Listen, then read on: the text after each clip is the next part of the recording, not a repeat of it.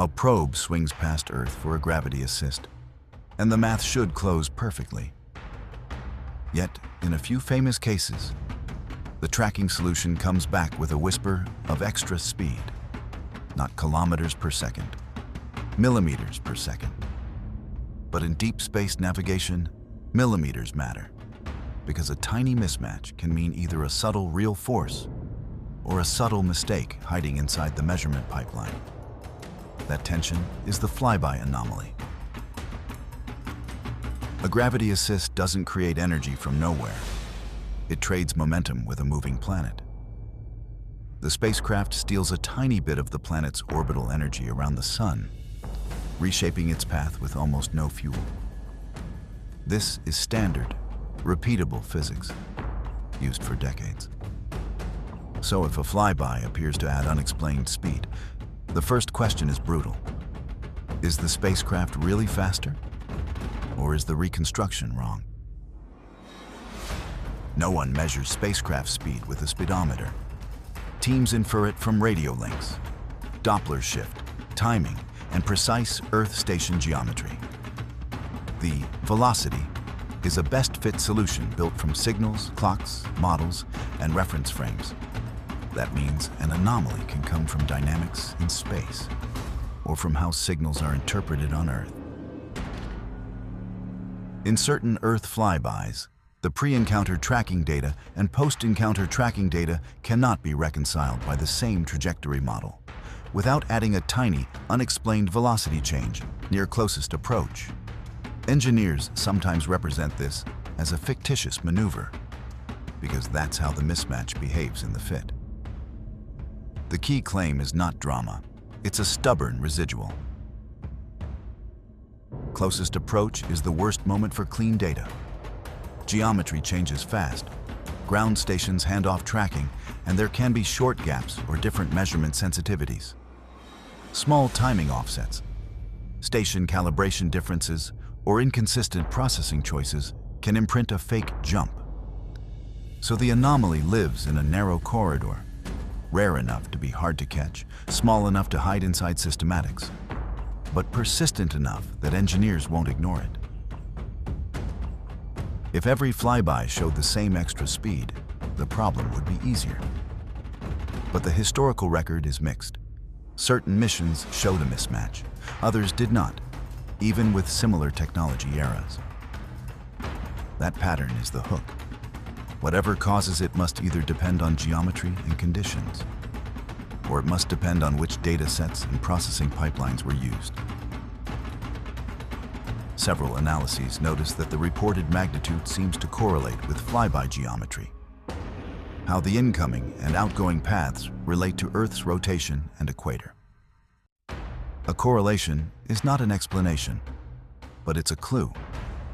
It suggests the effect might be tied to Earth-fixed parameters, station geometry, or frame transitions, rather than a universal new force acting everywhere. In navigation, the most dangerous errors are not big mistakes. They're tiny, consistent biases.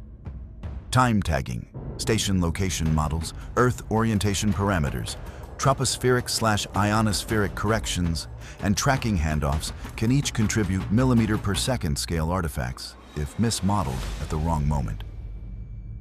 If the anomaly is a systematic, it would explain why it's intermittent.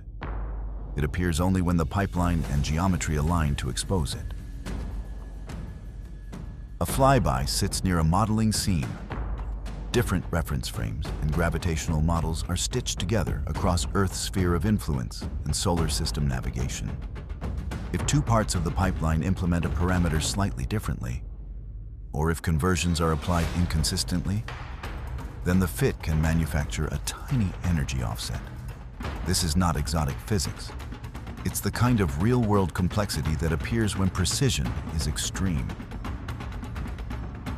Engineers also examine real perturbations, atmospheric drag at high altitude, Earth's non-uniform gravity field, tides, radiation pressure from sunlight and Earth's reflected light, and spacecraft thermal emission. These are not afterthoughts. They're standard items in the model. The puzzle is whether any of them, under specific geometry could mimic the observed signature at the right time scale. When the effect is tiny and the measurement chain is long, new physics is the most expensive conclusion. A real new force should show consistent behavior across missions, bodies, and conditions, or leave additional signatures elsewhere. The Flyby Anomaly does not yet behave like that. That doesn't prove it's not real. It means the evidence threshold for new physics is much higher than for navigation artifact. The fastest way to separate real dynamics from measurement artifacts is redundancy.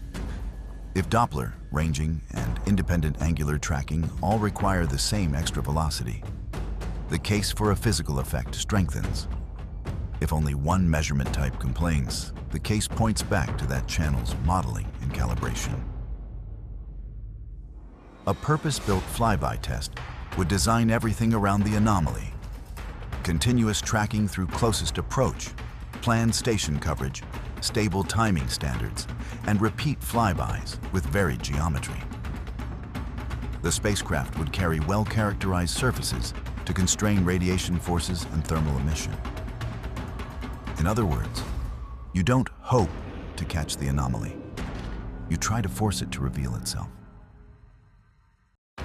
Earth is crowded with complexity: rotation, atmosphere, strong gravity gradients near perigee, and a dense infrastructure of tracking stations. That's good for data volume, but bad for hidden biases. A millimeter-per-second mismatch is exactly the scale where Earth's real-world messiness can compete with the clean math of orbital mechanics. The Flyby Anomaly remains an open case because it's small, intermittent, and entangled with how we measure and model trajectories. The most responsible framing is disciplined uncertainty. Preserve the best historical data, standardize processing, and prioritize redundancy in future flybys. That's how mysteries die. By measurement, not by opinions. So did spacecraft really gain extra speed? Or did the tracking pipeline create a perfect illusion of it? The honest answer is that both are still on the table, but not equally. The strongest path forward is not speculation. It's better experiments and cross-checks. If you had to bet today, systematics or new physics? Comment your call and subscribe to World of Mysteries.